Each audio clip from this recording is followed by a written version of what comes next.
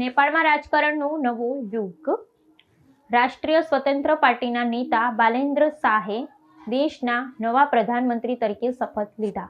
પડોશી રાષ્ટ્ર નેપાળના રાજકીય ઇતિહાસમાં આજે એક નવો અધ્યાય ઉમેરાયો છે। રાષ્ટ્રીય સ્વતંત્ર પાર્ટીના સંસદીય પક્ષના નેતા બાલેન્દ્ર શાહે આજે નેપાળના નવા પ્રધાનમંત્રી તરીકે શપથ ગ્રહણ કર્યા છે। પાટનગર કાઠમંડુ સ્થિત રાષ્ટ્રપતિ ભવન ખાતે આયોજિત એક ગરિમાપૂર્ણ સમારોહમાં નેપાળના રાષ્ટ્રપતિ રામચંદ્ર પૌંડેલે તેમના હોદ્દા અને ગુપ્તતાના શપથ લેવડાવ્યા હતા। આ ઐતિહાસિક શપથવિધિ સાથે જ દેશમાં એક નવી રાજકીય સફરનો પ્રારંભ થયો છે। આ નિયુક્તિ સાથે જ બાલેન્દ્ર શાહે એક અનોખી સિદ્ધિ હાંસલ કરી છે। માત્ર 35 વર્ષની યુવા વયે દેશનું સર્વોચ્ચ નેતૃત્વ સંભાળી તેઓ નેપાળના ઇતિહાસમાં સૌથી યુવા પ્રધાનમંત્રી બન્યા છે। તેમનો વિજય દેશના યુવા વર્ગમાં પરિવર્તનની પ્રબળ આશા અને પ્રસ્થાપિત રાજકીય પ્રણાલીના મજબૂત વિકલ્પ તરીકે ઉભરી આવેલા નવા અને સક્રિય નેતૃત્વ પ્રત્યેના જનતાના અતૂટ વિશ્વાસનું સીધું પરિણામ છે।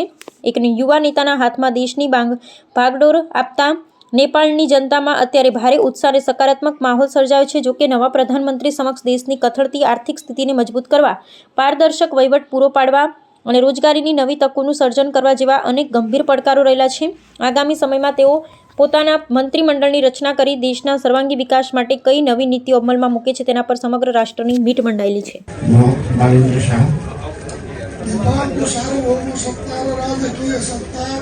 नेपालको सार्वभौम सत्ता र राजकीय सत्ता नेपाली जनतामा निहित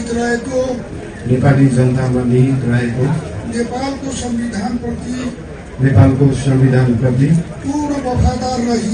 पूर्ण वफादार रही सत्यनिष्ठापूर्वक प्रतिज्ञा गर्दै ईश्वर देश र जनताको नाममा शपथ लिन्छु कि प्रधानमंत्री पद को जिम्मेवारी प्रचलित कानून को पालना करी मुलुक र जनता को भलो चिताई कसैको डर नमानी पक्षपात नगरी पूर्वाग्रह वा खराब भावना नली ईमानदारी का साथ गर्नेछु र आफ्नो कर्तव्य पालनको सिलसिलामा आफूलाई जानकारीमा आएको कुरा म पदमा बहाल रहँदा वा नरहँदा जुनसुकै अवस्थामा पनि प्रचलित कानुनको पालना गर्दा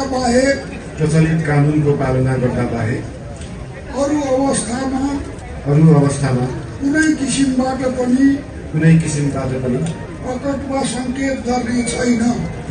सङ्केत गर्ने छैन।